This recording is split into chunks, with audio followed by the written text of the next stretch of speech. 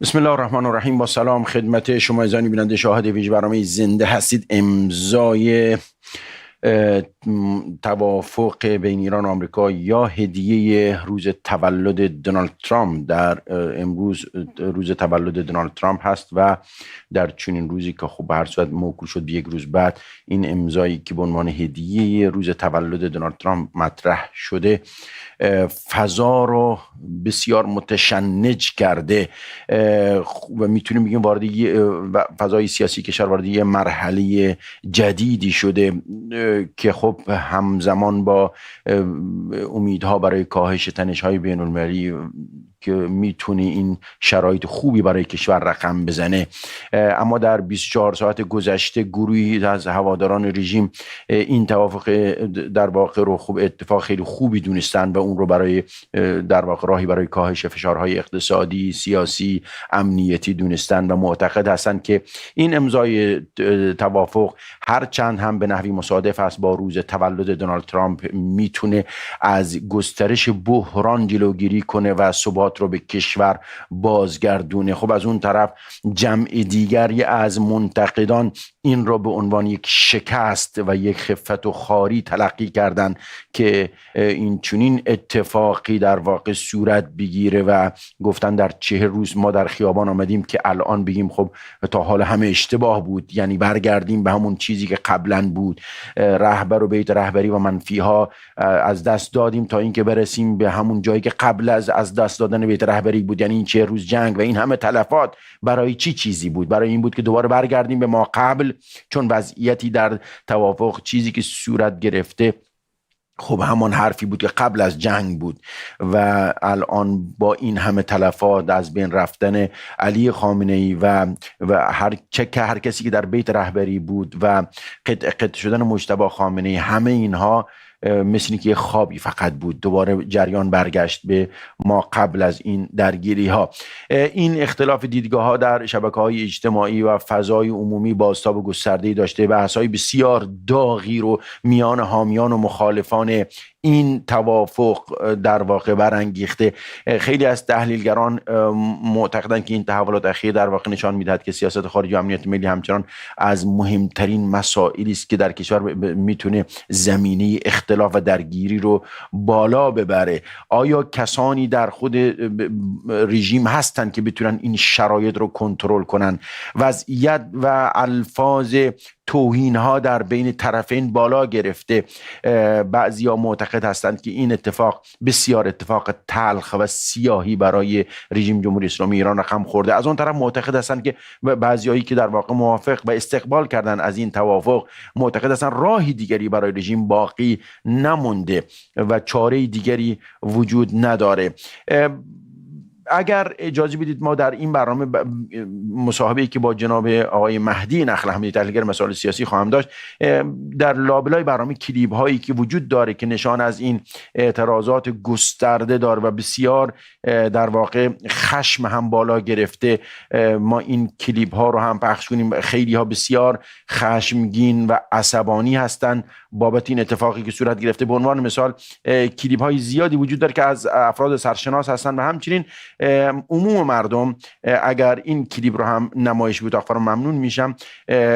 گفتن که ما در واقع قبل از این انتقام رهبر رو بگیریم، رهبر رو زمین زدیم، هنوز ندفن کردن رهبر و اما حرف رهبر رو به زمین زدن. اگر این کلیپ رو هم پخش کنید کمی طولانی است و بسیار خشمگین هستن. اینها از گروهی هستن که این اعتقاد این توافق رو بسیار توافق بد و توهین‌آمیز تلقی کردن. ما هم می‌بینیم مسئولین جمهوری اسلامی ایران، آقای پزشکیان، آقای عراقچی، آقای قالیباف، آقای شورای عالی امنیت ملی، با توجه به حرفایی که از آقای نبویان، نماینده‌های مجلس، تحلیلگرهای صدا سیمایی که خودتون دارید میارید توی صدا سیما، دارن میگن شروط رهبری توی این توافق بعضیاش انجام نمیشه. خب ادامه رو ببینیم. و دهان ما توی مملکتی که داریم میگیم ولی امر مسلمین جهان، زار زار گریه میکنیم برای قائد شهیدمون، حالا فرزندش بیاد عیناً توی صدا سیما بگن آقا شروطی رو که ایشون گفته اصلا انجام نمیدن بعضیاشو. خاک بر سر ما که اگه سکوت کنیم. خیلی هم غلط میکنن. بعضی پروژه بگیرن سریع میان اینجا بگی تو داری وحدت شکنی میکنی، آقا قوه قضاییه بیا اینو بگی. خیلی بیجا میکنی.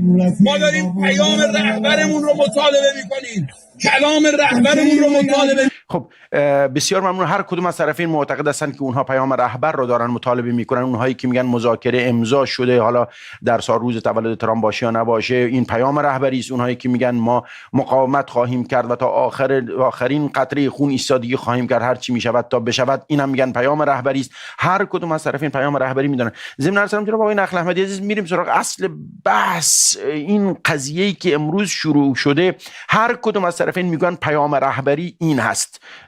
اما در یک کلام، اگر قرار باشه خب این توافق صورت نگیره، راه دیگری جلو رو مگر هست؟ و اگر توافق صورت بگیره، این همه علی خامنه‌ای و مقامات سپاه و غیر سپاه و این همه تلفات برای چی چیزی بود؟ آخرش یعنی برسن به جایی که قبل از جنگ بایستی انجام میشد. خب همون اول اگر قرار بود توافق بشه، چرا همون اول این توافق صورت نگرفت؟ حداقل علی خامنه‌ای جون سالم به در میبرد، کشته نمیشد. آخرش چی؟ ببخشید کدوم یکی از این مطلب رو شما در این بار دیدگاه شما رو میشنویم؟ بر سلامت میکنم هاشمی، خدمت شما، خدمت بینندگان و هموطنان عزیزم. این حرفایی که هموطن عزیز زد من یاد دعواهای بعضی وقتا توی صدا و سیما میندازه هاشمی، که چند نفر، حالا خصوصا دهه 60 و 70 بود، معلوم من بعضی وقتا کلیپایش رو میدیدم که اینا میشستن، حالا روایت های مختلفی از تشیع رو اینا چیز میکردن و اصرار داشتن که این روایتی که ما از تشیع داریم مورد قبول امام زمان هست. حالا امام زمانی که نبود بیاد بگه که خب حالا تو راست میگی، راست میگی، اینا دعوا داشتن. حالا یا آقای خامنه‌ای هم که پدره که فوت شد، ای هم که خب به حال معلوم نیست که چطور هست، شبیه امام زمان شده و الان هر کدوم از اینا دایر دارن که ما داریم راه امام رو میریم. دقیقاً آیا هاشمی دهه زمان که خمینی هم مرد، آیا هاشمی همین مسئله وجود داشت، یعنی گروه های مختلفی بودن، خودشون رو خط امام میدونستن و هر کدوم هم منافع خودشون رو داشتن، هر کدوم هم تنها چیزی که بهش فکر نمی‌کردن ایران و مردم ایران و منافع ملی بود و همشون میگفتن ما داریم پیرو خط امام هستیم، داریم خط امام میریم و ما حداقل 100 نوع خط امام در این نظام داشتیم و هنوزم با همه اینا معتقد هستن که خط امام میریم. ببین آقا هاشمی، متأسفانه جمهوری اسلامی همیشه خیلی اون سوپاپای در واقع هشدارش خیلی دیر جواب داده. اگر هم خیلی وقتا که اصلا جواب نداده، اولا هیچ گونه مکانیزمی برای هشدار دادن و در واقع با عقلانیت رفتار کردن نداشته. اما وقتایی هم که اگر داشته و سوپاپ در واقع هشداری بوده، خیلی دیر هشدار داده. شما جنگ عراق رو ببینین آقای هاشمی، زمانی که اینها میتونستن تو یک وضعیتی شرایط رو ایجاد بکنن که هم به هر حال خاک از دست ندن، هم بسیار بتونن غرامت بگیرن و به لحاظ آبرو اینها شرایطشون رو چیز بکنن، آمدن اینها چیز شدن، به قول ما بگن خیلی قره شدن که بله حالا که ما تونستیم مثلا یک کم صدام عقب برونیم، حالا ما اصلا راه قدس از کربلا میگذاریم، میخوایم بریم عراق و کربلا رو بگیریم و تهش دیدیم دیگه به چه ذلتی آقای خمینی مجبور شد که جام زهر رو بنوشه. و در اتفاقات دیگه تو همین مذاکرات شما نگاه کن آقای هاشمی، سال 92 و 93 اون زمان دولت آمریکا اعلام کرد که ما حاضر هستیم تمام تحریم های شما رو برداریم، هر چیزی مشکلی که داریم چیز کنیم، تنها کاری که از شما میخوان، اون زمان گفتن شما پاتون رو از سوریه کنار بکشین، فقط همین. شما اگر در واقع لیست مذاکرات کتاب ظریف رو بخوانین، دقیقاً این مسئله توش آمده. فقط تنها شرطشون این بود که میگفتن شما از سوریه بیاین بیرون برین، دیگه به سوریه کار نداشته باشین.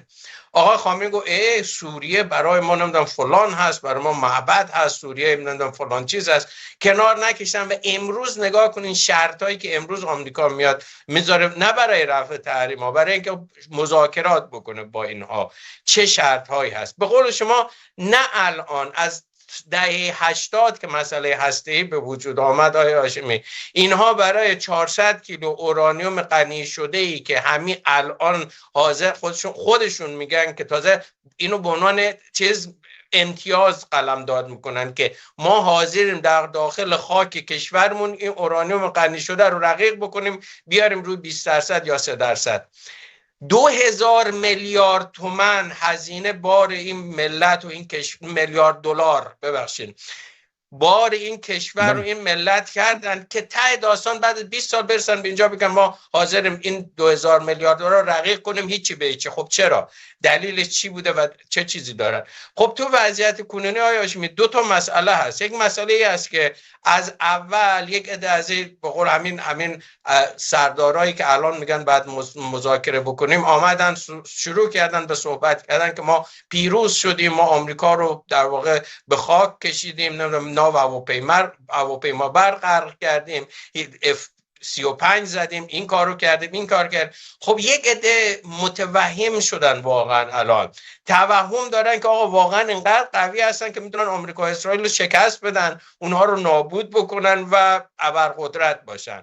اما این سرداران در پشت سر میفهمن داستان از چه قرار است، میفهمن جنگ الان حداقل فهمیدن جنگ از چه قرار است، چه چیزی به گردن خودشون نظام. چون جناب نقل احمدی یه مسئله‌ای که خیلی واضح و روشن است، یک مسئله، ببخشید اشاره خیلی خوبی کردید. خب قرار بود در ایام جنگ برای روحیه دادن مردم یا بسیجی ها آقا پشت سر هم این ناوهای هواپیمابر آمریکایی پشت سر هم از بین میرفت، همه منفجر میشد، یکی غرق میشد، یکی منفجر میشد، یکی ناپدید میشد. نمیدونم آمریکایی ها هزار تا جنازه فقط از دریا و خلیج فارس غیر ذالک جمع میکردن، هواپیماهای نمیدونم B2 نمیدونم فلان همه سرنگون میشد. این خبرها خب تو رسانه‌های ایران در واقع میگفتن برای روحیه بدن به بسیجی‌ها، اما الان بسیجی‌ها باورشون نمیشه، میگن که آقا جان ما چرا این همه پیروزی چیزی باقی نمونده بود که به واشنگتن برسیم؟ یعنی واقعا این رسانه‌های صدا و سیما ایران کسی که باز میکرد دیگه این بسیجی‌ها رسیده بودن، الان در واقع اقیانوس‌ها رو پشت سر میگذاشتن، چیزی چند کیلومتر دیگه مونده بود که مثلا به کشور آمریکا برسن و تصرف کنن. خب الان یه دفعه میگن که آقا ما الان همه چیز باید بپذیریم و توافق کنیم. شرایط حقیقت وقتی من دارم نگاه میکنم اگر توافق نشه خب راه دیگری نیست. حالا فقط میشه مثلا روز تولد ترامپ رو بذارن یک روز بعد از تولد ترامپ، 2 روز بعد از تولد ترامپ، فقط این حداقلش اینه که این روز تولد ترامپ مثلا بشه روز تولد زن ترامپ مثلا بشه. خب این پیروزیه. یا اینکه اگر توافق نشه که وحشتناک میشه. اگر توافق بشه خب اینا هم حق دارن، یعنی شما وقتی نگاه میکنید طرفین ماجرا حق دارن، چی اینهایی که میگن توافق باید بشه، چی اینهایی که میگن توافق برای چی ما داریم توافق میکنیم. یعنی علی خامنه ای، زن خامنه ای، بچه خامنه ای، نمیدونم دختر خامنه ای، نمیدونم فلان خامنه ای، عروس خامنه ای، هر چی بود در بیت رهبری همه دادیم، از مقامات سبالاریجانی نمیدونم فلان و غیر ذالک همه دادیم تا آخرش برسیم به جایی که قبل از اینکه نه از دست میدادیم برسیم. یعنی آخرش خب الان یعنی میخوام بگم پس ما برای چه خامنه ای را دادیم؟ برای اینکه برسیم به قبل از جنگ دیگه. خب یه چیزی شما قبول کنید، این وضعیت یه وضعیت سردرگمی برای طرفین حق دارن. خب بسیجی هم درسته خیلی از بسیجی ها خیلی بیشعور احمق هستن، اون ارباباشون هرچی گفتن خب اینا هم شبیه گوسفندار میرن، اما بعضی از بسیجی ها شعور و وجدان دارن. کلیپ های من پخش میکنم، دوست دارم نظر شما در این باره بشنم. خب تکلیف به نظر شما در این میدان تکلیف کدوم یکی؟ نمیشه گفت این اشتباه میکنه یا این یکی اشتباه میکنه. این کلیپ رو هم پخش کنید. خیلی عذر میخوام جناب آقای نقل احمدی، کلیپ های بسیار زیادی وجود داره، انتقادات و من دارم به هر دو جریان دارم نگاه میکنم، هر دو جریان رو محق میبینم در اعتراضاتشون. این کلیپ رو پخش کنید با هم ببینیم این صحنه رو. چرا بدون اجازه رهبری آتش بس را پذیرفتید؟ اینکه رهبری در پیام‌های خود هیچ اشاره‌ای به آتش بس نمی‌کند یعنی که آن را قبول ندارند. شما همان گونه که در ماجرای جنگ 12 روزه بدون اجازه رهبر شهید ما آتش بس را پذیرفتید و با این کار خود اسرائیل را از نابودی نجات دادید، این بار نیز با پذیرش آتش بس آمریکا و اسرائیل را از زیر بار ضربات خرد کننده موشک‌ها و پهپادهای ما نجات دادید. شما بیانیه می‌دهید و ادعا می‌کنید که مطیع و پیرو رهبری هستید. آیا مصداق اطاعت و پیروی جناب عالی از رهبری آن است که نامه گستاخانه و بی‌ادبانه 29 فروردین 1405 خطاب به رهبری را امضا می‌کنید؟ ادعای پیروی از رهبری را باور کنیم یا امضای نامه بی‌ادبانه و توهین‌آمیز را. در این نامه مدعی شده اید تاب‌آوری جامعه ضعیف شده است. شما خودتان در مقابل دشمن دچار ضعف شده اید، نه جامعه. گفته اید ادامه این وضعیت مانع جدی ادامه خدمت در این جایگاه است. یعنی تهدید میکنید که در صورت ادامه جنگ استعفا خواهید داد. آیا صحت دارد که حسن روحانی به شما خط میدهد که برای پیشبرد کارهایتان تهدید به استعفا کنید؟ بله، متشکرم دکتر فرمان. اگر از یکی دو تا از این کلیپ هایی که در این باره منتشر شده پخش کنیم و بعد از اون این در واقع مطالب توضیحات جناب آقای نخل احمدی هم بشنویم. خب این رو هم پخش کنید، تصویر رو نمایش بدید.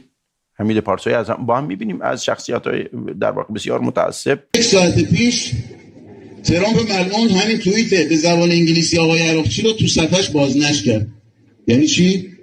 یعنی ترامپ داره با استفاده از متن آقای عراقچی اعلام میکنه که اون حرفایی که من زدم درسته. خب آقای عراقچی چرا خطای اینجوری میکنی؟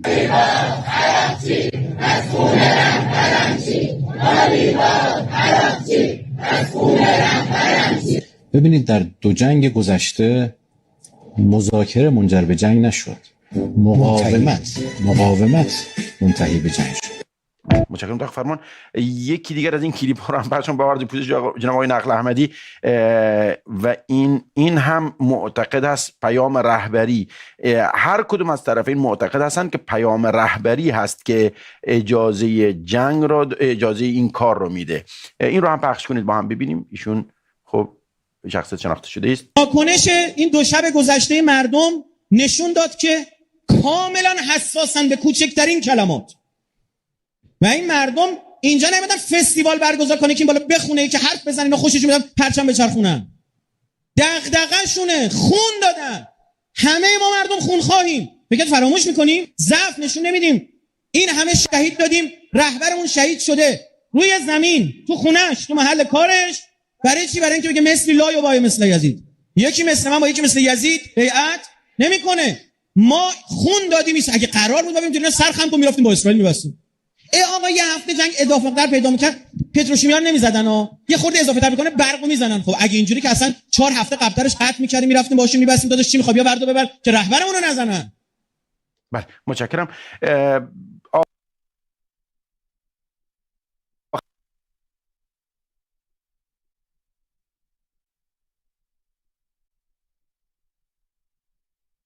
رهبر در این حوزه هاست، چون خیلی فحاشی ها به آقای عراقچی و قالیباف و اینها فحاشی صورت گرفته، در حالی که خب این گونه قضایا مشخصه که خود رهبر این تصمیمات رو میگیره. این کلیپ رو هم پخش کنیم. آقای باقری هست و بعد از اون دیدگاه شما رو آقای نخل احمدی خواهیم شنید. لطفاً کلیپ رو پخش کنید.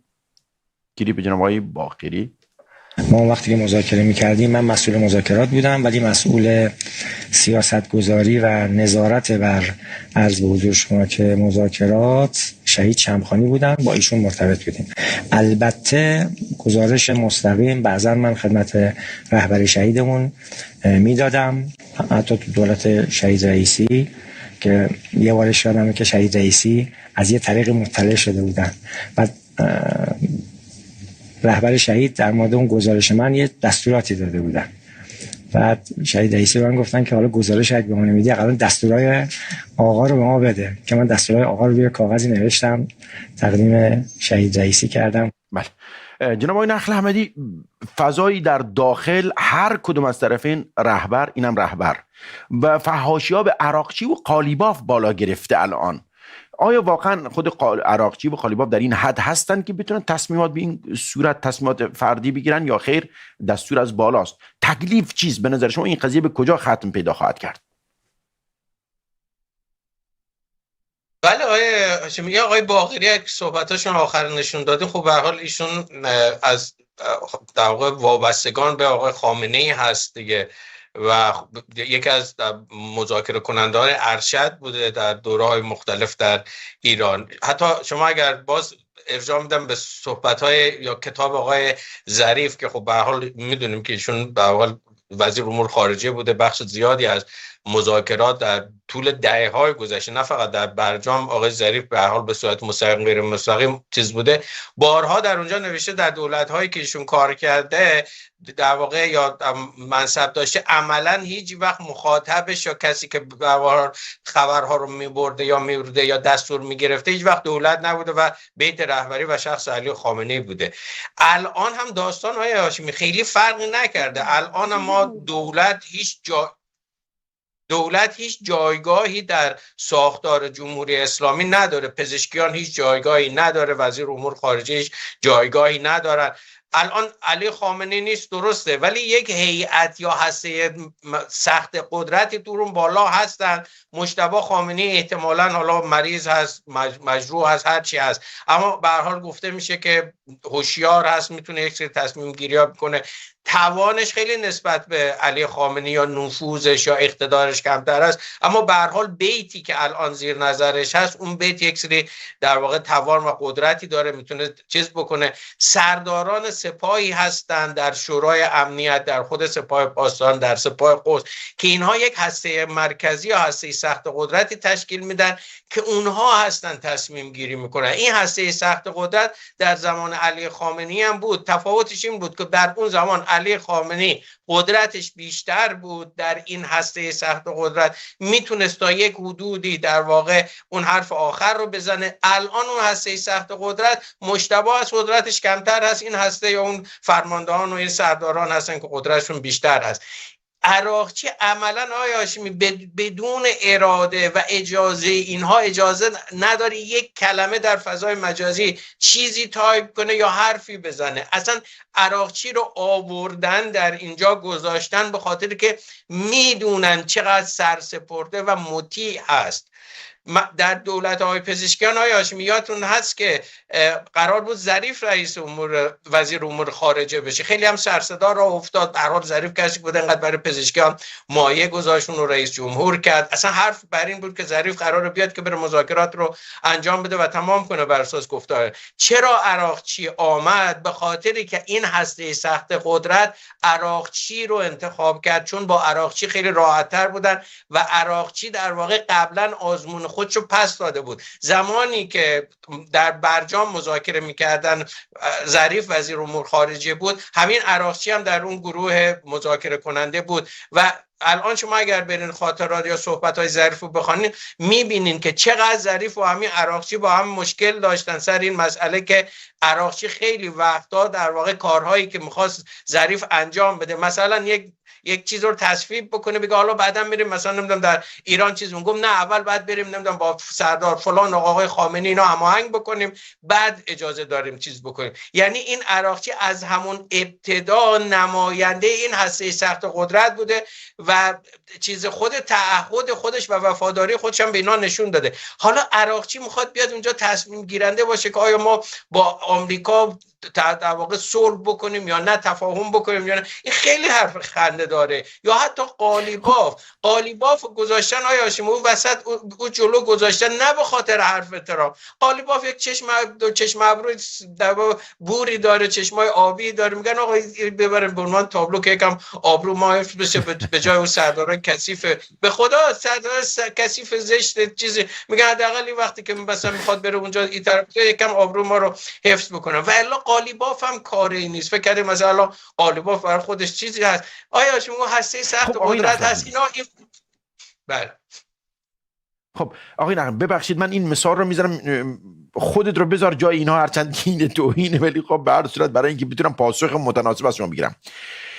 الان از شما پرسیده بشه آقا اگر قرار بود این توافق امضا بشه، پس علی خامنه‌ای و این رهبران و این فرماندهان و این تأسیسات و همه چیز پودر شد، خاکستر شد، جنازه علی خامنه‌ای سر دست مونده. نصوص روایی وجود داره که توهین به میت اینه که شما جنازه‌شو دفن نکنید. بزرگترین توهین هم دارن بهش میکنن الان. خب همه اینا از دست دادن. خب اگر توافق بود قبل از این جنگ توافق میکردن حداقل اینا کشته نمیشدن. یعنی الان سوال این همه تلفات دادن هیچ ارزشی الان در این وسط نداره دیگه در واقع، چون توافقی قبل از این میتونستن توافق بکنن و نیروهای. خب سوال خون اینها هیچ قیمتی نداره؟ خون علی خامنه‌ای در این روند چقدر ارزش داره به نظر شما با این اتفاقی که الان داره توافق داره صورت میگیره؟ اگر توافق صورت نگیره چیکار بکنن؟ توافق صورت بگیره، خون علی خامنه‌ای به نظر شما زیر پا فروخته نشد، بی ارزش نشون داده نشد، اونم روز تولد ترامپ باشه؟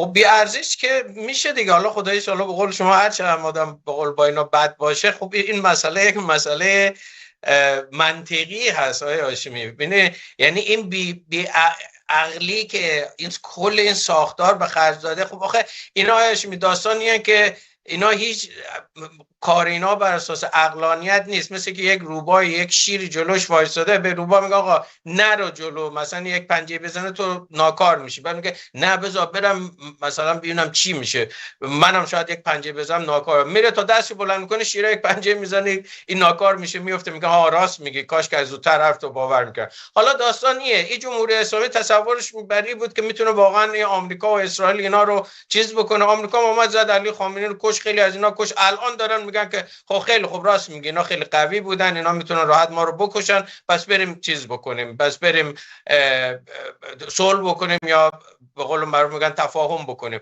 خب بخشی از این بسیجی‌ها میگن آقا این که آمریکا که تو عدد و رقم بود، ارتشش در واقع قدرتش چقدر از اسرائیل قبل از تمام این مسائل نشون داده بود که چه کارها میتونه بکنه در حوزه امنیتی، چقدر نفوذ داره، چقدر تونسته جاسوس در داخل نظام ببره. اینا رو که شما میدونستین، اینا رو که شما در جریان بودین، قدرت نظامی آمریکا چقدر از نفوذش چقدر هست، خب چرا همون زمانی که میدونین بعد حتما علی خامنه‌ای رو میکشتن که بیان به قول بفهمین که اینا قدرت دارن و شما نمیتونین کاری انجام بدین؟ خب این حرف منطقیه. خودش منم با خیلی از این بسیجی‌ها چیز نیستم، هم فکر نیستم، خب منطقیه. شما 10 سال آیا هاشمی 10 سال هم داد میزنن که آقا زورت نمیرسه، چرا با این کل میکنی؟ خب همون اول شما برید به قول من برید صلح تو انجام بده، امتیازاتو بده، سرتو خم کن، تمام شه، بره دنبال کارش. من کاملا قبول دارم و نمیدونم چه چیزی برای مرهم دل این بسیجیان که داغ دارم بده. دقیقاً مثل یک شرط بندی که شما وارد یه بازی میشی، آقا جان اگر بازی برنده شدی بایستی مثلا فرض بفرمایید $1000 بدی، هرچند قماره، اگر برنده نشدی هم باید $1000 بدی. خب آخرش حداقلش یا مثلا یک وارد یک در واقع پروسه انسان بشه، حداقل میگه خودتو به زحمت ننداز، حالا قرار $1000 بدی، خواهم $1000 قبل از اینکه این الان خونها ریخته شد، تأسیسات نابود شد، همه چیز از بین رفت. خب شما که قرار بود توافق کنید حتما بایستی این همه کشته بدید تا تلفات. حالا هم کشته دادید، هم توافق باشه، هم توافق هم کشته. خب آخرش که چی شد؟ این خیلی اگر میدونستن بعد نمیدونستن. خب ببخشید آقای نخل، سوالهای بسیار زیادی وجود داره، انبوی از سوالها من میخوام مطرح کنم. یکی از این سوالها من کلیپایی رو میخوام پخش کنم الان. فقط من یک نکته کوچیک بگم، ببخشید آیشون، یک نکته کوچیک بگم. ببین تفاوت الان با زمان علی خامنه‌ای، ما یک نفری رو، یک از آشناهای دورمون بود، یک زمان با یکی دعوا شد، فوش ناموسی داد و این آمد آقا من تمام زندگیمو میدم برای اینکه به قول معروف بتونم این رو به قول ادب بکنم و فلان کنم. رفعش یقه به یقه شد و مردم گفتن بابا ولش کن، چیز نکن، فلان نکن، حالا به حال یک مسئله بوده ولش کن. آقای رفع هم در خانه‌اش یقه به یقه شدن، زد اون طرف رو کشت. بعد یک مقدار مال اموال بود برای دیه دادن، این رو رفتن بعد چیز نکرد، ببخشید مال اموال برای وکیل اینا دادن، چیز نکردن، آخر خود این طرف رو هم اعدام کردن. داستان علی خامنه‌ای همی بود. داستان علی خامنه‌ای تا مدت‌هایی بود که آقا اینا آمریکا دشمنه، من میخوام برم در خانه‌اش یقش بگیرم، این رو بکشم، تا تهش هم هستم. واقعا علی خامنه‌ای تا آخر تا تهش بود آقای هاشمی. خب میگفت اگه کشور نابود بشه، همه چیز از بین بره، تا تهش هستم. خب اصلا میخوام فقط برم انتقام بگیرم. 40 شب تا صبح مثل سگای ولگرد ما رو تو خیابون‌ها انداختید. خب شما که قرار توافق کنید، پس برای چی ما رو تو خیابون‌ها آوردید؟ آقا از همون اولش توافق، یعنی 40 شب که نه، 100 شب الان سر تا سر کشور این بسیجی‌ها انداختن مثل سگای ولگرد تو که از اول شب تا صبح تو خیابون‌ها بچرخن و الواتی کنن. خب میگه آقا حالا باید توافق کرد. خب میگه خب پس ما این همه برای چی؟ از کار و زندگی و استراحت و آرامش همه چیز گذشتیم. خب واقعا ببخشید جناب آقای نخلم، واقعا بعضی موقع انسان زورش میاد. یعنی من خودمو میذارم جای اون بسیجی در چنین شرایطی 100 شب نه خواب شبی، نه استراحت روزی، نه کاری، نه زندگی، فقط شروع کنی اونجا تو خیابون برای الوادگری، بعدم میگن آقا جان پاشید برید خونه‌هاتون، ما توافق کرد. خب پس برای چی من تو خیابون هاشمی یک چیزی ببخشید، من یک چیزی به شما بگم، من یک انتقاد از این بسیجیان عزیز بکنم. هاشمی مگه همه بسیجیان عزیز چند بار بعد از یک سوراخ گزیده بشن؟ مگه همه جمهوری اسلامی قبلا نمیگه ما انقدر قدرت داریم میتونیم قدرت داریم میتونیم آمریکا اسرائیل از روی صحنه جغرافیا حذف بکنیم، نقشه جغرافیا حذف کنیم، آمریکا کاخ سفید رو در واقع تبدیل کنیم به حسینیه؟ با همین جمهوری اسلامی مگه کم در این صدا و سیما تو خیابون همه علی خامنه‌ای کم از این حرفا زد؟ خب اونا وقتی که دیدن اسرائیل از بین نرفت، آمریکا از بین نرفت و نه تنها از بین نرفت که الان یک جوری شده که آسمان کشور در دست اسرائیل، آمریکا هر وقت خواستن میان هر جا رو بخوان میزنن، هر کار بخوان انجام میدن. خب واقعا ما باشون همدردی میکنیم آقای هاشمی. واقعا من خیلی ناراحتم، جدی براشون ناراحتم، باشون همدردی میکنم. آخه قبلا هم آخه شما جمهوری اسلامی به شما دروغ گفته بود، حرف مفت زده بود، چرا باور کردین؟ الان من میدونم خون رهبر شهید خیلی براتون سخته، داغداره، به قول شما 3 ماه تو خیابونا با پرسه زدن چیز کردن سخته، خیلی مشکل هست. ولی خب قبلا هم شما 1% احتمال میدادین شاید دروغ بگن دیگه. نمیدونم به خدا. خب و حرفی در این قضیه درسته. میا پس ما رو 100 شبان این همه 3 ماه به تعبیر شما تو خیابون انداختید، آوردید تو خیابونا، برای چی؟ آخر واقعا نمیدونید جواب ما رو بدید. پس ما این هم شبا اومدیم اینجا برای چی؟ برای که آخر توافق کنید. خب ما اومدیم اینجا که توافق صورت نگیره، برای اینکه ما این در کنار شما باشیم، روحیه به شما بدیم، روحیه دشمن رو بشکنیم که این توافق صورت نگیره. الان هم وقت ما رفت، هم بزرگان و رهبرانمون رفت، هم مال رفت، هم ثروت رفت، هم ذلت و خفت آمد، هم توافق کردیم، همه چیز با هم یک باره بلعیدن. این کلیپ ها رو پخش کنیم. سوالی هم دوست دارم اون سوالم بپرسیم، در فضای مجازی مطرح شده، بعد از این کلیپ ها دیده شما رو میشنم. آقا این یک نوع به تعبیری هماهنگی هست، یک نوع تبانی هست، یک نوع بازارگرمی است. خودشون با هم صدا هستن، بیشتر برای اینکه فضا رو بخوان به این صورت نمایید تا چند اندازه ممکنه این یه صحنه سازی باشه. بعد از این کلیپ های بسیار زیاد وجود داره از فحاشی ها. بعضی از فحش ها واقعا نمیشه پخش کرد، چنان فحشای زشت جناب آقای نخل احمدی به این قالیباف، به این عراقچی دادن که سر انسان سود میکشه. به خدا من اصلا وقتی میشنم لرزه به تنم میفته. این فحشا بعید میدم در طول شاید اگر 13 میلیارد سال عمر کره زمین باشه کسی تا حالا این فحشا داده باشه. چنان فحشایی دادن که 70 جد اون عراقچی تو قبر میلرزه. این کلیپ رو پخش کنیم با هم ببینیم. و این کلیپ به نظر من اساس اینه که حرکت یک زلزله انداخت در بین به خصوص بسیجی‌ها. شروعش گفتی میشه از جناب آقای نبویان هست، با هم میبینیم. خیلی این تکه جالبه، ملت عزیزان توجه کنن. خیلی نکته اصلا من میخونم واقعا اینجا آدم خیلی ناراحت میشه. چی نوشتیم دادیم؟ اونم پیشنهاد جمهوری اسلامی ایران. من اینا کنار هم جمع کردم مقایسه بکنیم. یعنی هر زمان دادیم تغییر کرد، عقب نشینی کردیم. ببینید جمهوری اسلامی ایران به این مال قبله. ایالات متحده آمریکا موافقت میکنن که تمامی موضوعات مربوط به هسته‌ای از جمله تعهد به عدم ساخت سلاح هسته‌ای، غنیسازی مواد غنی شده با درصد بالا و گزینه‌های مربوط به آنها در طول مذاکرات که واسه توافق نهایی خواهند داشت حل فصل نمایند. درست شد؟ از ما خواستم باید تصریح کنی، بگی من بمب نمیسازم. گفتیم بیا سریع انجام بدیم، کاری نداره. جمهوری اسلامی ایران مال قبله مجددا تاکید میکنند که هیچگاه سلاح هسته‌ای تولید نخواهد کرد. اینو دادیم، آمریکا گفت اینم کافی نیست، اون که من میخوام این نیست. باز چی بنویسیم؟ گفت باید بنویسی نه تولید میکنی، نه ابتیا و نه میخری، نه دستا، نه باید دستت برسه. گفتیم بیا درست میکنیم. بیا در جا نوشتیم. این بنده میخونم. جمهوری اسلامی ایران مجددا تاکید میکند که هیچگاه سلاح هسته‌ای تولید یا ابتیا نخواهد کرد. این پیشنهاد جمهوری اسلامی است. ادامش واقعا این متنی که تو ادامش آمده است یعنی ایران مستعمره آمریکا میشه. چرا شما حرف بیخود میزنی؟ متن میخونم. جمهوری اسلامی ایران و ایالات متحده آمریکا موافقت کردند. ملت از ایران توجه کنن، من دارم متن میخونم، که وضعیت ذخایر مواد غنی شده را متشکرم. این بخشی از دنباله برام ان شاءالله بخشی دیگر از این کلیپ‌ها رو پخش خواهم کرد. این یک کلیپ بود، بعضی از کلیپ‌های دیگر که در واقع هم فحاشی و بسیار لعن و نفرین هست آقای عراقچی و دار دسته ها رو در واقع حالشون جا آوردن به نحوی رو هم ببینیم. ایشون هم بحث مجلس هم مطرح شد. اون جناب آقای نبویان هم یاد اون باشه صحبت زیبایی کرده، میگه با ایران مستعمره آمریکا میشه. یعنی دقیقاً ترامپ بود پرچم آمریکا رو کلاً بر اون نقشه ایران گذاشته بود و گفته بود که یکی از ایالات آینده آمریکا به شمار آورده بود. نبویان دقیقاً میگه که الان ما داریم به همون سمت مستعمره پیش میریم. در چنین شرایطی این اون بحث نبویان داشته باشه که خیلی مهم است. این مسئله مجلس به تو بسن مجلس هم گویا خب داد فریاد راه انداخته و خب مجلس کماکان تعطیل هست. اینو پخش کنید با هم ببینیم این صحنه رو.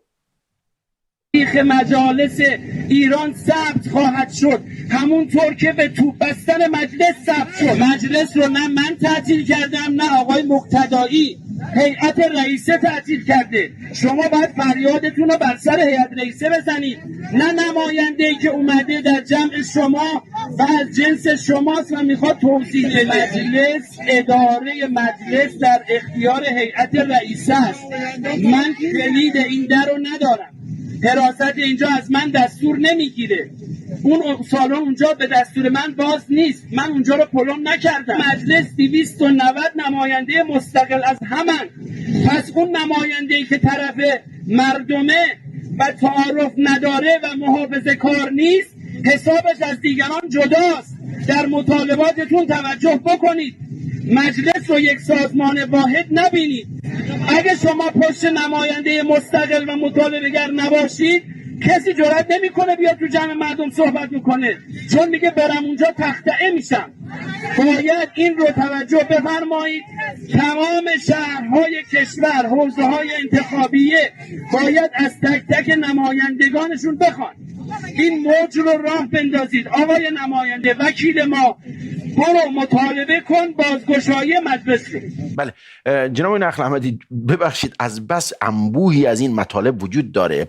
بحث اول بحث گفته میشه یک هماهنگ شده است، یک حرکت زرگری است به تعبیری. خب اینا میخوان بازارگرمی و واقعی نیست، چه در رسانه چه در میدان. این یک بحث دوم که نبویان مطرح کرد که ایران جزء مستعمره آمریکا. با این ایشون گفته من متن دارم میخونم، تفسیر نیست، متن داره میگه ایران مستعمره آمریکا خواهد شد، یکی از ایالات آمریکا به شمار میره. و مسئله دوم گفته شده که الان این بحث نماینده مجلس است که بعد از تعطیل مجلس یک موج دیگری در این راستا هم به راه بیفته. الان ظرفیت کشور توان چند موج رو داره؟ موج اعتراض نمایندگان مجلس، موج اعتراض به توافق شدن یا توافق نشدن، موج همه اینها رو کنار هم بگذاری در طول این همه 3 ماه هرچه بلا و بدبختی و فلاکت هم به جان بخرن، بعد دوباره برسن به جایی که قبل از این ممکن بود که انجام بدن. ببخشید من بوی از سوالا بود، خود در کدوم دوست داشت انتخاب کن. من وقت خیلی کم، مجبورم همه رو یک جا طرح کنم. بله ببینن آقای هاشمی، من مجدد اجازه میخوام اصلا داستان این کسان آقای نبویان و این پایدارچی ها و رسائل اینا رو خیلی خلاصه بگم که اصلا نفس به وجود اومدن اینا توسط علی خامنه‌ای چه بود و الان اینا کجا وایسادن و چقدر میتونن واقعا تاثیرگذار باشن. علی خامنه‌ای میدونین دیگه سال 76 که این انتخابات شد و این اصلاح طلبها خاتمی آمد، از ترسی که این اصلاح طلبها بتونن به قول معروف میگن خیلی قدرت بگیرن و چیز بشن، آمد یک بلوک خیلی تندروی از اون طرف تشکیل داد به نمایندگی مصباح یزدی که اینها رو در واقع آمد علم کرد. مصباح یزدی دست رو باز گذاشتن، بودجه‌های خیلی کلان بهش دادن و در واقع حوزه علمی او رو در واقع یک جای قرار دادن برای که نیروهای حکومتی رو از اونجا بگیرن. یعنی میدونین که از مهمترین جاهایی که خیلی از این پایدارچی‌ها و این تندروها آمدن از همین حوزه مصباح یزدی بود که به خاطر همین بود که انقدر در واقع نسبت بهش ارادت داشتن. علالحال اینها شدن یک در واقع چیزی گروهی شدن که در مقابل اصلاح طلبها وایستن، در واقع اینا رو تخطئه بکنن، اینا رو در واقع به نیابت از علی خامنه‌ای که خودش چیز نشه اینا رو تحقیر بکنن، از مناصب کنار بذارن، به قول معروف اجازه ندن اساسا اینا بیان بالا و کاری بتونن انجام بدن. یعنی اصطلاحاً اینا رو با هم به دعوا انداخت که در شرایطی به وجود نیاد که اینا بتونن قدرت بگیرن. خب اینا در دولت احمدی نژاد هم به شکلی تا یک زمانی خیلی پر و بال باز باز گرفتن. در زمان روحانی اینا کنار گذاشت، تا حدودی کنار گذاشته شدن. به خاطر همین بود که دولت روحانی رو اینقدر اینا زدن و شروع کردن تحقیر کردن، حتی با برجام. همین آقای نوویان در مجلس کسی بود که شروع کرد به حرف زدن در مورد برجام و برجام ویدیوش هم توی اینترنت هست، برجام رو آتیش زد و خیلی بهش افتخار میکرد. در دولت رئیسی باز دوباره اینها آمدن بالا و در طول این سالها در دولت احمدی نژاد و رئیسی اینها در برخی از برخی از مثل جاهای مثل سازمان اطلاعات سپاه، در نیروی انتظامی، در قوه قضاییه خیلی ریشه کردن، یعنی ریشه زیادی کردن. اما در این حال کمتر از اعضای اینها تو اون هسته سخت قدرت هستن. به خاطر همین هم هست که آقای هاشمی هنوز اون هسته سخت قدرت اگر بخواد اینا رو میاد به بازی میگیره. یعنی وقتی که این داستان جنگ شروع شد، یه هسته سخت قدرت بینا گفت که آقای رسایی، پایدارچیا، آدماتون رو بیارین تو خیابون، شعار بدن، فلان بدن که ما نیاز داریم تو خیابون باشن. همه انقدر که یکم داستان تمام شد، یکم خطر چیز شد، الان مجلس رو بستن، آقای قالیباف مجلس رو بسته، اینا هم هیچ کاری نمیتونن بکنن. یعنی مجلس رو بسته، گفتن چون مجلس دستی پایدارچیا تندرو هست و ممکنه مشکل درست کنن، مجلس اجازه نداره تشکیل بشه. الان که صلح، الان کی به کی هست، چرا مجلس رو باز نمیکنن؟ فقط به خاطر که دیگه در پروتکل در قانون اساسی آیا اصلا الان به تو بستن مجلس، به تعبیر این نماینده مجلس یا تعطیلی مجلس، قانونی هست میتونن مجلس، حالا هیئت رئیسی یا هر کسی باشه، به این صورت مجلس رو پلم بکنه به قاطع اطلاع رسانی مجلس تعطیل است؟ آقای هاشمی قربون چشم ابروتون، در توی جمهوری اسلامی کجای قانون اساسی مبنا بوده و به عنوان یک چیزی استفاده شده که این بار دوم باشه؟ توی قانون اساسی آقای هاشمی رهبرم یک جای مجلس خبرگان بعد ازش هر جا اشتباه میکنه سوال کنه، استیضاح بکنه. چند بار مجلس خبرگان رفت ازش چیز کرد. توی مجلس خبرگان، توی قانون اساسی مردم فارغ از ایرانیان، فارغ از نژاد و جنسیت و دین و مذهب، شأن و مقام و در واقع چیز جایگاه یکسان دارن. کجا در این مسئله در قانون در کشور اجرا شده؟ قانون اساسی که از این بگذاریم خودش بسیار خوب، از این بگذاریم. یه مطلب که بعد بهش میپردم و اون هم این که در واقع بحث محرم عاشورای حسینی در راه است، 10 روز دیگه تقریبا مونده. اصلا این دیگه خودش یک بلبشو دیگری به راه میفته با این وضعیتی که الان خودش همینطوری یک موج دیگه در راه است. برصد از اون بگذاریم. بعضی معتقدن این جنگ زرگریه، بیشتر برای نمیدونم، به هر صورت بخوام به ترامپ بگن آقا جان حداقل تو روز تولدت این بی‌انصافی تا این حد نکن، امضای قرارداد روز تولدت نگو که بگه آقا جشن، یه روز بعد بگذار که ما حداقل بگیم خب خدا را شکر روز تولد نشد، یک روز بعد از روز تولد ترامپ این امضا شد. تا چند اندازه احساس این جنگ زرگری نیست؟ درگیری هایی که الان در خیابان میبینیم، باور به فحش هایی داره رد بدل میشه که سرت سوت میکشه. چه فحش هایی به این عراقچی گرفته، از پدر و مادر و هر کسی برای عراقچی و غیر ذالک نگذاشتن، در حالی که من معتقدم این عراقچی بنده خدا، یعنی حتی خودکارم تصمیم براش نگذاشتن، پزشکیان که هیچ اصلا صحبت هم نمیشه کرد. بفهم در این باره تا چند اندازه احساس میکنین این جنگ زرگری نیست؟ آیه هاشمی ما 2 تا پسرخاله داشتیم، اینا دوقلو بودن در اون تربت جام ما. بعد اینا با هم یک بقالی باز کردن، 2 سال با هم بقالی رو چرخوندن. بعد از 2 سال سر به قول معروف میگن که چطور باید این رو بچرخونیم و چی کار بکنیم فلان بکنیم، با هم اختلاف نظر خوردن، چیز کردن، با هم دعواشون شد، بقالی رو بستن، چیز شد. 2 تا برادر دوقلو سر یک بقالی نمیتونن سر منافعشون و سودشون با هم بالاخره کنار بیان. یک به قول من جماعتی سر منابع بیکران نفت و گاز و این یک کشور غنی، اینا واقعا با هم مشکل ندارن، به قول اختلاف نظر ندارن، حتما اختلاف نظر دارن. به هیچ عنوان این دعواها جنگ زرگری. من خودم میشنوم همین الان گاهی وقتا دوستانم زنگ میزنن فضای مجازی میزنن که آقا نه اینا جنگ زرگری هست و اینا مثلا فقط به خاطر اینکه بازار رو داغ کنن. نه، واقعا همچین چیزی نیست. اتفاقا این پایدارچی ها، این گروه هایی که الان در واقع خیابان هستن و یا برخی از اینا حداقل بسیجیان خیلی مخلص و واقعا چیزی هم هستن که خیلی آدمای واقعا روبرایی هستن، خوشنیتی هستن، اما بخش از این پایداری ها واقعا در طول بخش عمده از این تحریم هایی که در ایران داره دور زده میشه به قیمت های گزاف توسط همین پایدارچی ها داره انجام میشه. آقای هاشمی شما نگاه بکنین، به ازای هر 1 میلیارد دلار نزدیک به 150 تا 300 میلیون دلار اینا پول چیز میگیرن، به قول معروف میگن دور زدن تحریم ها، حق چیز میگیرن. خب معلوم هست اینا میگن آقا کاری نکنین تحریم ما برداشته بشه، چون این درآمد در واقع بی‌نهایت از اینا گرفته میشه. آقای هاشمی من نمیگم اگر درآمد از اینا گرفته میشه همش میاد تو جیب مردم، خب درآمد از اینا گرفته بشه، حالا تحریمان برداشته بشه، یک عده دیگه ممکنه برن بخورن که حتما میخورن، اما مسئله بر اینه که این دعوا برای منافع واقعی هست و چیزی نیست که شما مثلا بگن آقا نه بی خیال باشین، نه این دعوا به قول معروف سر یک چیزهای واقعی هست و این مسئله میتونه خیلی هم جدی بشه در دراز مدت. بسیار.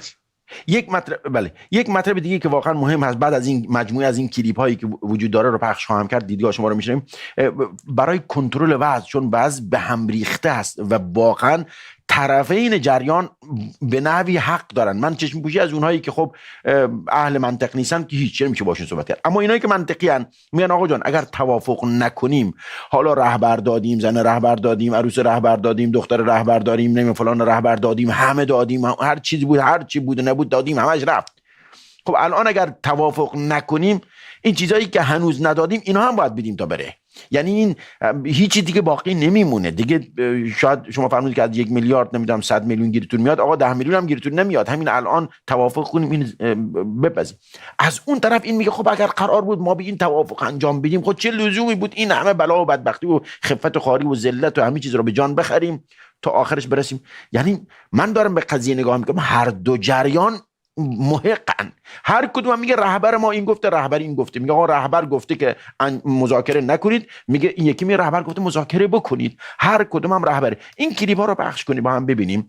دوست دارم دیدگاه شما مدیریت بحران الان چگونه خواهد بود اگر این موج مجلسی هایی که تعطیلی گفتن موج راه بندازن، اون عاشورای حسینی هم که در روز دیگه در راه است و همه اینها دیگه همراه بشن که دیگه خدا میدونه، مگر اینکه مراجع اعزام و غیر اعزام بریزن و بگن که عذاب خدا میاد. نمیدونم حالا اینا قرار مردم رو به توافق راضی کنن که آقا حداقل خدا رو شو روز تولد ترامپ امضا نشد، یک روز بعدش امضا شد، یا به این که نمیدونم به هر چه اتفاق رخ میده، ولی میدونم مراجع اعزام مگه خود امام زمان یک چیز بکنه، یک واقعا بیانیه بده، بیانیه بده، واقعا یک نظری نشده. دقیقاً این کلیپ رو پخش کنید تا فرمان کلیپ رو ببینیم با هم دیگه. بعضی از روحانیون، افراد سرشناس و غیر سرشناس بسیار خشمگین هستن با هم می‌بینیم. گوزو وقتی نمیای به من بگی پشت سر بعد از من با عرض پوزش ببخشید این تعبیری فکرش نمی‌کردم تا این حد تعبیر زشت به کار ببره. با عرض پوزش روحانیون همیشه در صحنه. گوزو وقتی نمیای به من بگی پشت سر بعد از مذاکرات اسلام آباد چیار داری از من مطرح می‌کنی، وقتی نمیای حرفو به مردم بزنی، اون ترامپ شغال اون نمیدونم خوک کله زد هر چی بگی ما قبول می‌کنیم. بعد می‌بینیم عواقب حرف ترامپ همینه که راست هم میگفته. بدبخت آقای عراقچی بعد از دروغای مثلا اینا میگن دروغ ما میگیم راست، توییت میزنه، حرفای ترامپ رو تایید میکنه با توییت‌های خودش. بعد ما ملت از همه جا بی‌خبر، از همه جا بی‌خبر. مذاکرات اسلام آباد میرن، آره مذاکره رفتیم به نتیجه نرسید و جلسه خراب شد رفتیم. خب رفتید دیگه تموم شد دیگه. بعدش شما یواشکی برید در خفا مذاکره کنید، بعد اسلام آباد دو نمیدونم پاکستان و یارو شریف مردی که شریف زحمتش واسه شما چه گویی بود، چیکار میکرد، چه فایده‌ای داشت؟ شما که بلد بودید یواشکی بدون اسلام آباد با واتساپ به هم دیگه پیام بدید، نمیدونم بالا پایین کنید، تنگه باز کنید، تنگه ببندید، شما که بلدی چرا اینقدر زحمت دادی؟ آی اسپورت بپر قالیباف ببر قالیباف بیار، چیکاری آقا جون؟ چرا با ما ملت ایرانی کار میکنید؟ ما چی کم گذاشتیم واسه این کشور؟ واقعا راست میگه. این بلا رو سر ما میارید. بی انصافا غیرت مردم رو که دیدن، سر صداهای ما رو که دیدن، گلوی پاره ما رو که دیدن، بعد یا بیان با شجاعت بپریم وسط مردم ایران. خلیج فارس دست ماست، تنگه هرمز دست ماست، آره دست شماست. میذاشیم ما سکوت میکردیم، این مردم تو خیابون چی نمیگفتن، اون وقت میدونید درد کیه. صدا بلنده تا موقعی که خدا این انجره رو داشته باشیم و توان رو داشته باشیم، سعی میکنیم تا موقعی که خداوند دل و روده رو وجود ما نگه داره برینیم به مسئولین به درد نخوریم. خدا دل و روده رو داده واسه اینکه ما بتونیم بریم به حیثیت بعضی. ببخشید این فقط بعضی از این کلیپ هایی بود، متشکرم دکتر فرمان، که میشد به نحوی ادبیات مثبت 70 80 بود میشد پخش کرد. بعضی از کلیپ ها واقعا بسیار فحاشن. این کلیپ رو هم پخش کنید. کلیپ های بسیار زیادی داریم و مشکلی که پخش همه اونها وقت اجازه نمیده. این هم لطفا اگر لطف کنید نمایش بدی در این وقت محدود این رو هم بشنویم. بله. اما آقایون مسئولین، از دیروز حرف افتاده که توافقی صورت گرفته یا داره صورت میگیره. اونا میگن ما اعتمادم نداریم، میدونیم هم دروغ میگن. به خدا اگر من سر سوزنی مماشات کنم یا بخوام یکی به تخت یکی به نه، من دینمو به هیچ کی نفروختم تا حالا بعد از این شاید قیمتی دادن که فروختم، ولی تا الان نفروختم. دارم صادقانه میگم اعتماد نداریم، ولی دارن میگن که تنگه هرمز باز میشه. دروغ میگن. دارن میگن که 30 روز دیگه 60 روز دیگه توافق هسته‌ای قرار صورت بگیره. دروغ میگن. دارن میگن که نمیدونم قرار ما برگردیم به این قبل از جنگ. دروغ میگن. ولی راستش چیه؟ چرا یه نفر با ما حرف نمیزنه؟ بله این هم برای اینکه کلیپ های بسیار زیاده وجود داره. خشم روحانیون، جمعی از روحانیون، برای اینکه هیچ کسی حاضر نیست با اینها صحبتی بکنه و البته خب اینم به نحوی حق هم دارن. جمعی دیگر بعضی از این کلیپ ها، ببخشید کلیپ هایی که به نحوی شاید در رسانه شبکه های فضای مجازی منتشر شده اینم پخش کنید با هم ببینیم. بعضی دیگر از این کلیپ ها رو لطفا پخش کنید. آقای عراقچی تو غلط میکنی که میگی داشتیم مقاومت میکردیم و جنگ شد. هر بار که جنگ شد شما داشتی مذاکره میکردی. ما هر بار که مقاومت کردیم این بی پدرها کشیدن عقب.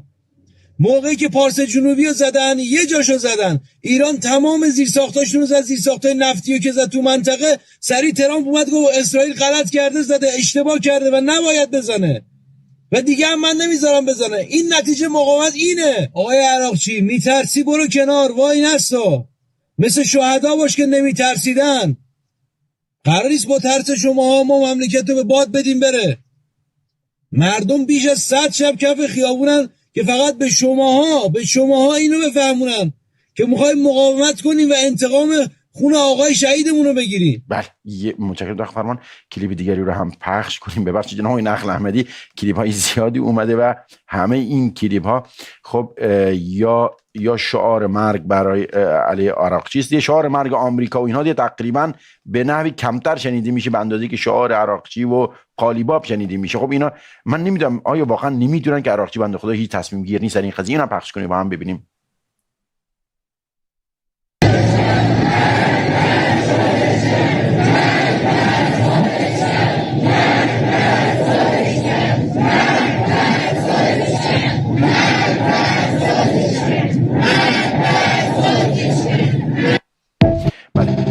جناب آقای نخل احمدی، سوالی که مطرح میشه بحث کنترل کردن این بحرانی است که الان موجی است. خب خودشون آوردن به خیابونها، الان همین موجی که خودشون به خیابونها آوردن، الان اینها میگن آقا جان با ما یه نفر بیاد صحبت کنه، ما ببینیم چه کسی تصمیم گرفته، چه کار میخواید بکنید، تکلیف ما چیست.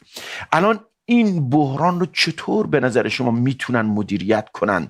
وضعیت خب اگر مردم بودن که به رگبار میبستن شبیه در 30 روز 40,000 نفر کشتن، اینا که دیگه از خودشون هستن، اینا رو بعید میدونن بتونن به رگبار ببندن. شما وضعیت رو احساس میکنید چطور میتونن کنترل کنن؟ خب هر دو جریان به نحوی محق هستن.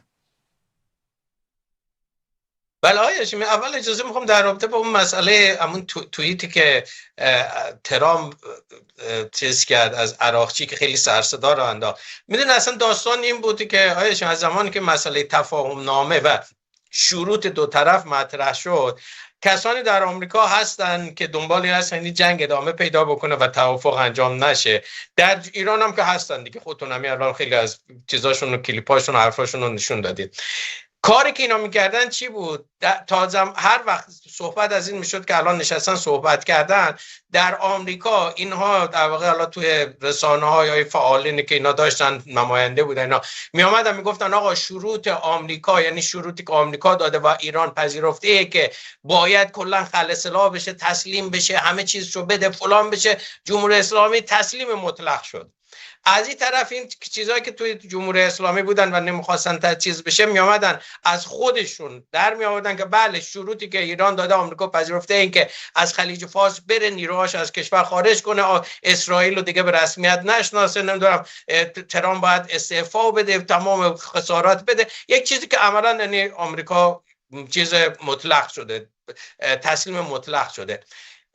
خب این طرف ترامپ میدید که اینا همچی چیزایی میگه، عصبانی میشد، میگه من دیگه مذاکره نمیکنم. از این طرف آقای مجتبی خامنه‌ای و باقی اینا میدیدن که اینا همچی حرفا میگفتن آقا اینا دارن حرف مفت میزنن، ما دیگه مذاکره نمیکنیم.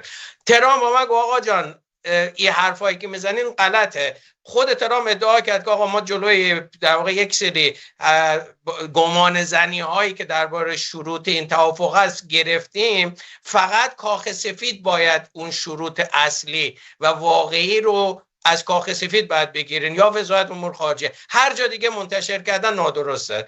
عراقچی هم اومد این چیز که گفت آقا ما تا الان هیچ شرطی به شکل رسمی منتشر نکردیم، هر کسی در داخل کشور ایران یا یک ایرانی شروط رو منتشر کرد واقعی نیست، ما در زمان مشخص این شروط رو منتشر میکنیم.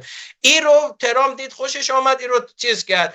در واقع مخاطب ترامپ اون کسانی بود که در داخل آمریکا که میگفتن آقا نگاه کنین جمهوری اسلامی داره میگه که آمریکا تسلیم شده، آقای ترامپ نظر چیه، تو چرا آمدی تسلیم کردی ما رو فلان، که بگه آقا نگاه که اصلا چیز نبوده. حالا داستانم روی همین مسئله داره میچرخه، این که نه جمهوری اسلامی میتونه روی حرفای گذشته خودش که انقدر قوی است که میتونه در مقابل اسرائیل و آمریکا بیسته، نه رو حرفش میتونه باشه. چون اگر آمریکا همین الان همین محاصره اقتصادی یا نفتیشو نگه داره تا یک ماه دیگه واقعا جمهوری اسلامی نمیتونه دوام بیاره. آیا هاشمی ما تا چند وقت قبل بین 30 تا 35 میلیون بشکه لیتر در ماه جمهوری اسلامی نفت میفروخت، الان کمتر از 2 میلیون بشکه در ماه داره میفروشه.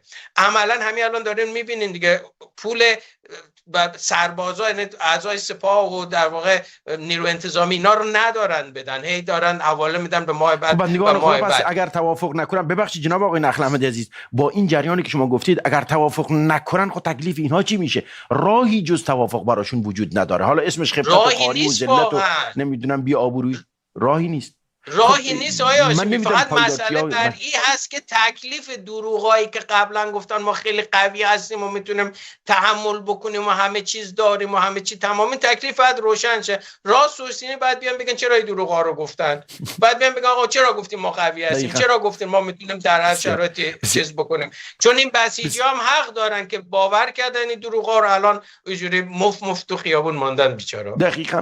دقیقاً ممنون جناب آقای نخل احمدی عزیز، وقت ما تقریبا پایان رسید و واقعا حرف شما کاملا منطقی. تا حالا هزار تا جنازه آمریکایی از خلیج فارس و دریای عمان و اقیانوس نمیدونم هند و غیر هند کلا جمع میکردن، میگفتن ما داریم میزنیم همه جنازه های آمریکایی دارن، اسرائیلی ها که دیگه اصلا هیچ گفتن تل آویو اصلا دیگه از بین رفت و نابود شده، نمیدونم فقط 10-15 هزار تا کشته بود، نمیدونم چقدر مفقود الاثر چه غیر ذالک و هرچه از این ناوهای هواپیمابر و غیر ذالک بود، این هم خب دیگه کلا غرق شدن یا همه فرار کردن.